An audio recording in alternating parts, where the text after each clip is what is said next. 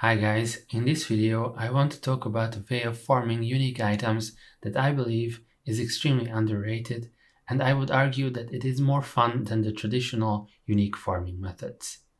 Now, the method to get uniques in Diablo 4 Season 2 has always been killing endgame bosses. You look up which boss drops the item you want, and then you farm it until you get it. However, boss farming gets boring really quickly because if you want to summon any boss, you'll have to go through a long and boring grind. What if I said I have an alternative for that is much less grindy and much more challenging than killing the same boss all over again and requires no material farming at all? My name is Liver and I want to discuss the advantages of vampiric siphon farming. In case you didn't know, these statues can be found randomly in zones affected by the blood harvest, and when you click them, they start draining your HP.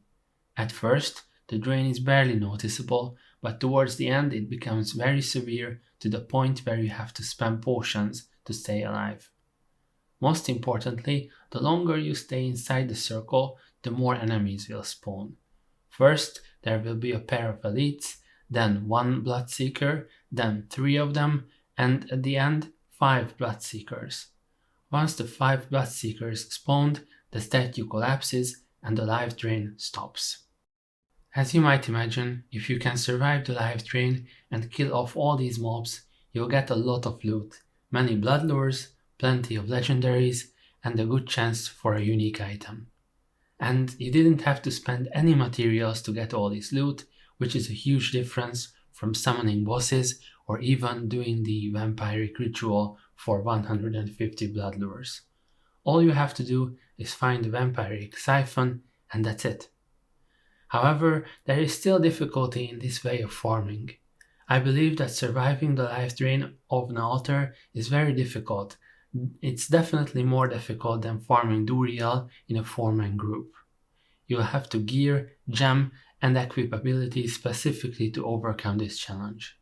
I'm not saying that this is the pinnacle of difficulty or anything, but if you are tired or bored of grinding bosses and boss materials for hours and hours, and would like to try something else that is very rewarding and quite challenging, and definitely a lot different, then I highly suggest you try vampiric siphon farming.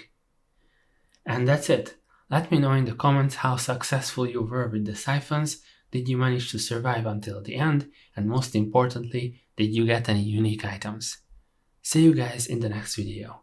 Thanks.